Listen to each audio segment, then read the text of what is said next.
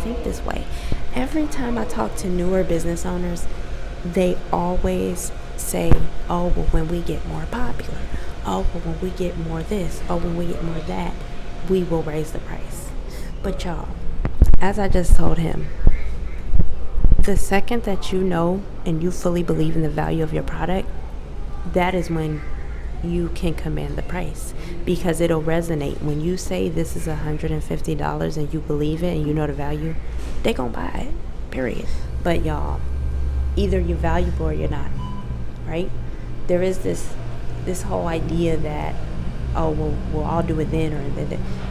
If the value's there, you need to charge for the value. If the value's not there, you need to figure out how you can add more value and then raise the price. But at the end of the day, affordability is a social construct. What is affordable to one is, what's not affordable to one is affordable to the next. So have something for everybody at your brand. Have something for the bougies who want to feel like they got something everybody else don't got, and have the little keychains for the people who want to feel a part of something even though they can't completely buy into the dream just yet. But the second they can, they will move up the value ladder. They will move up the pricing ladder.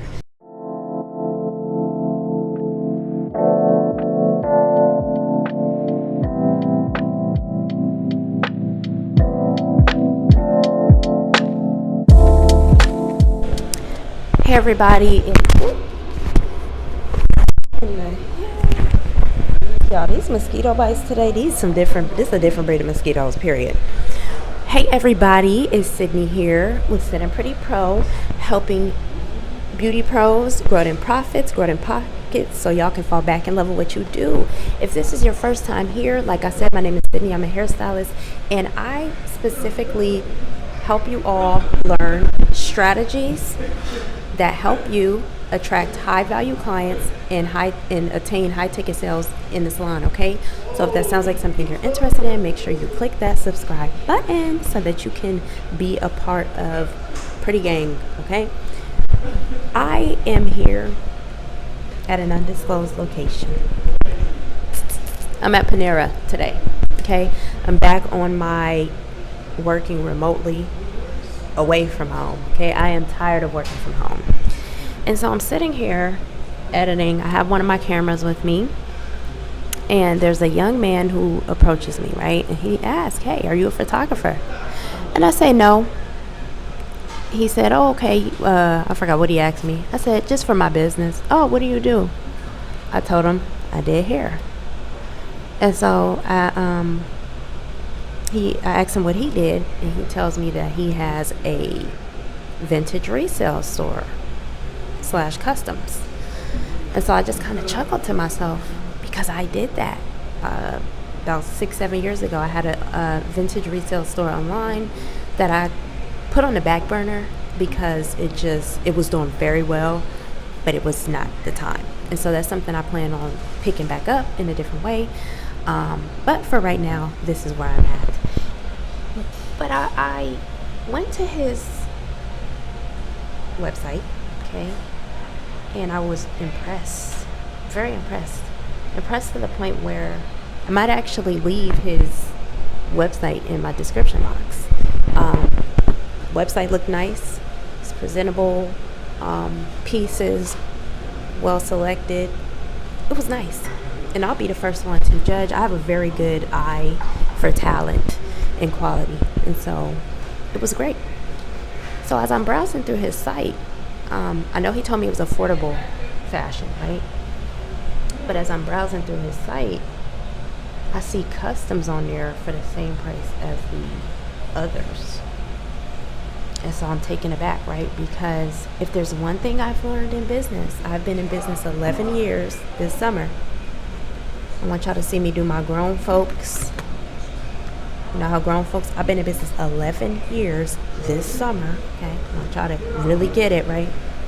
I've been in business for 11 years this summer, and if there's anything I've learned in my 11 years of business, is that custom work and services they are not, when it comes to the value tier, they are not on the same level, okay? And when it comes to your pricing strategy, y'all, what is the incentive of having something made custom if it's going to be the same price as everything else, right? Now, I know y'all confused, like what?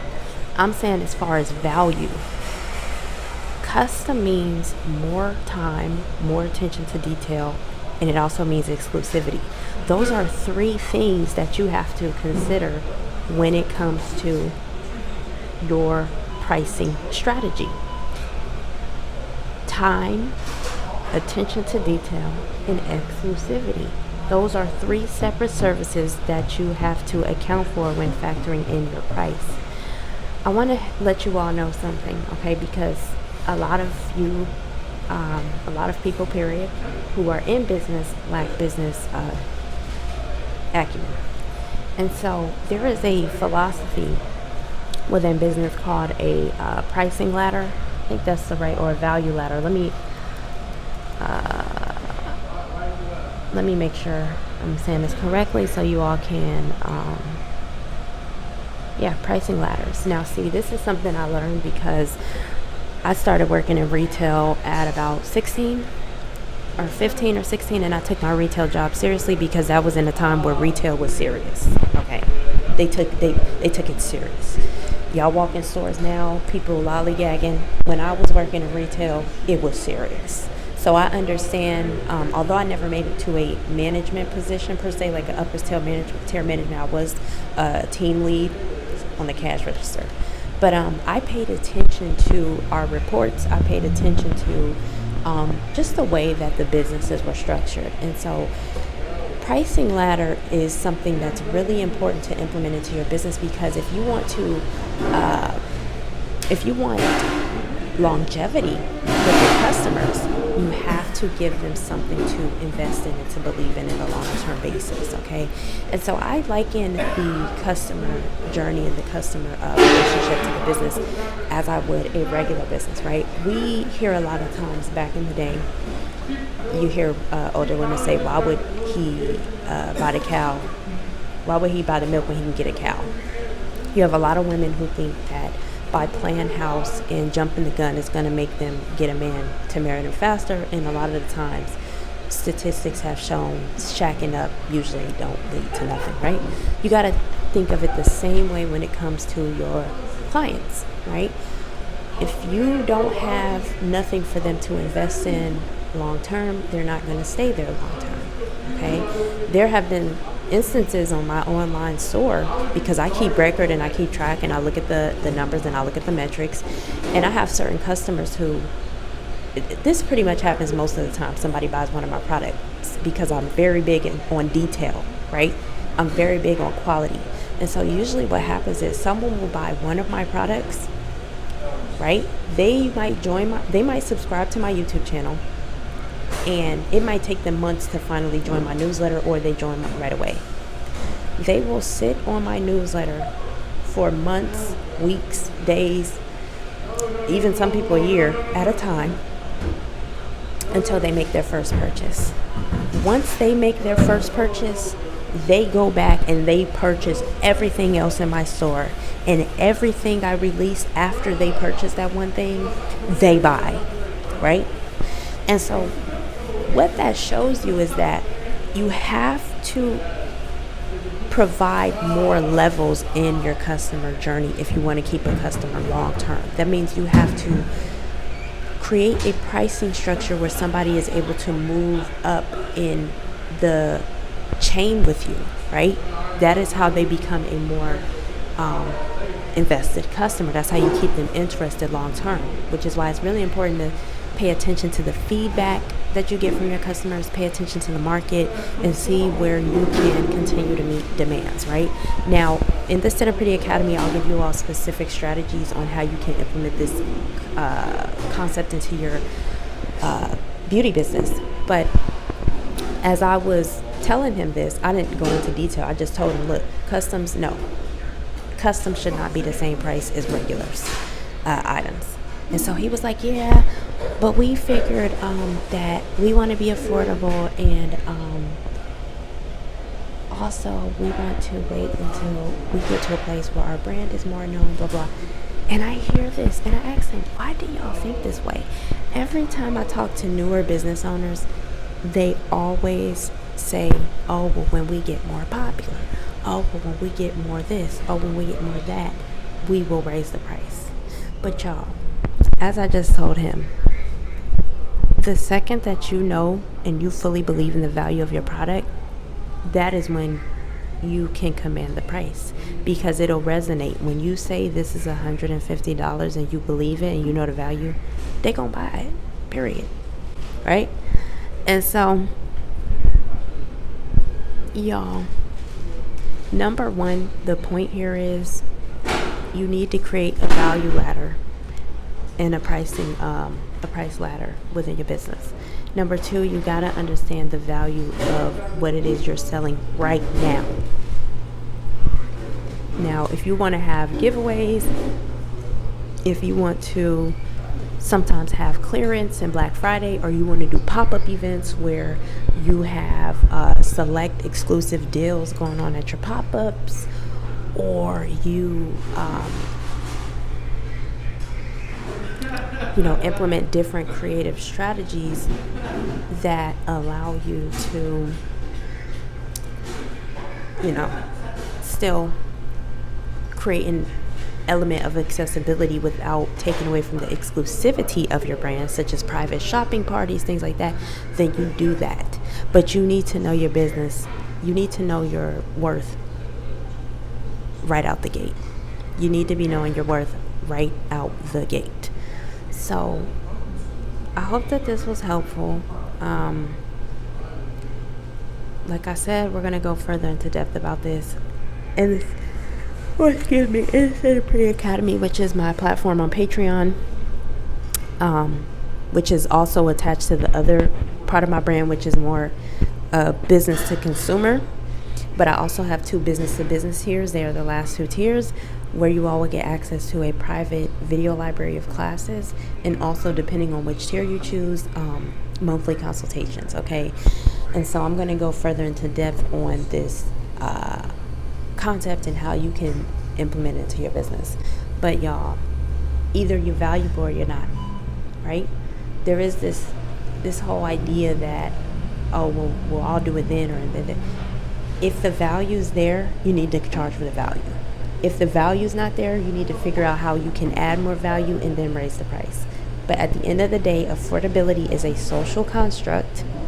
What is affordable to one is, what's not affordable to one is affordable to the next. So have something for everybody at your brand. Have something for the bougies who want to feel like they got something everybody else don't got, and have the little keychains for the people who want to feel a part of something, even though they can't completely buy into the dream just yet. But the second they can, they will move up the value ladder. They will move up the pricing ladder. That is how you build a sustainable business, and that is how you build a business where you're able to start seeing more profitability sooner, because you're able to meet people where they are.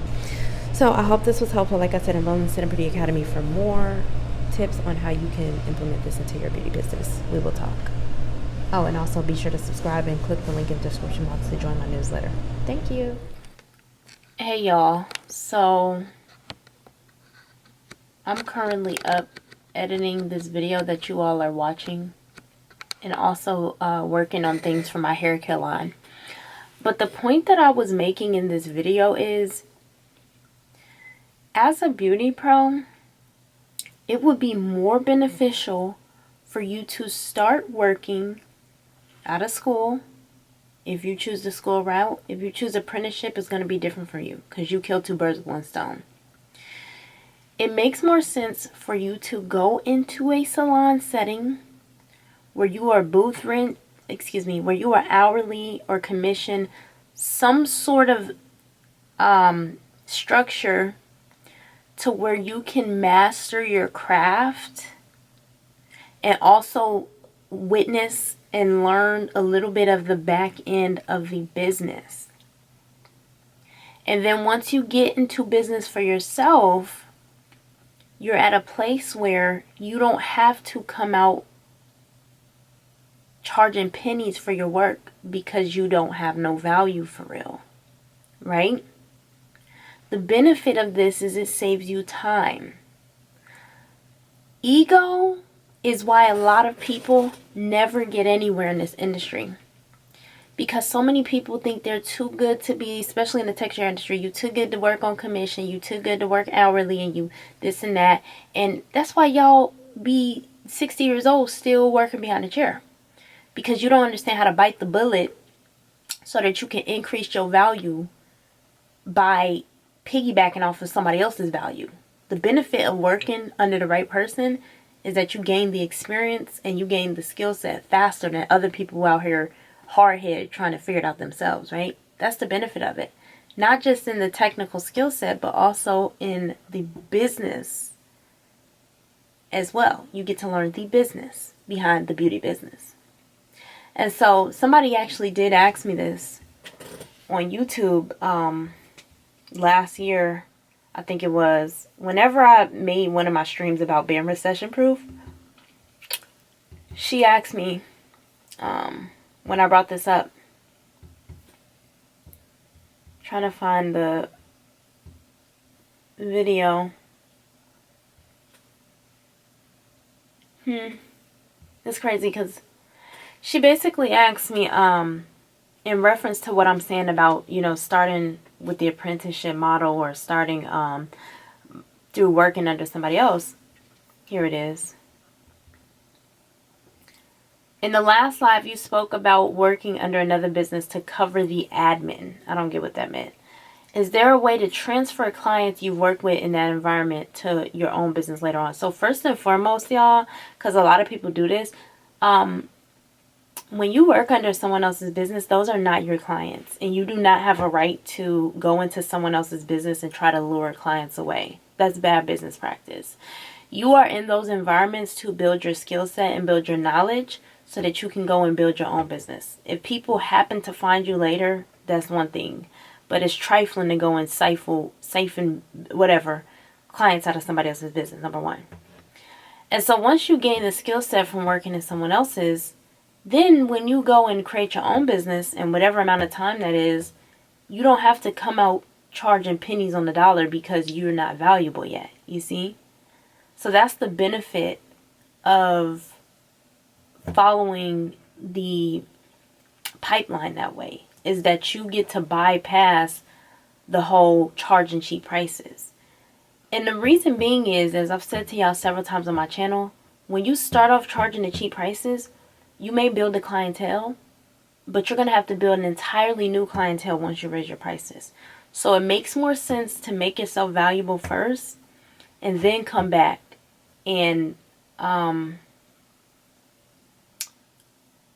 start off business with the right pricing structure than sitting up there and because you don't want to go and do the education, like Kanye said, you gotta kind of waste a lot of time before you can get to charging what the value is. Hope this is making sense. And so once you get past that and you open up your own business, you want to make sure you have a value ladder. Instead of trying to be this affordable brand, you instill within your pricing structure a value ladder. Because affordability is a social construct, you should just have options that are, they don't take away from your branding, but it meets people where they are. That's how you maintain the value in your brand and also increase your market and who you are able to service.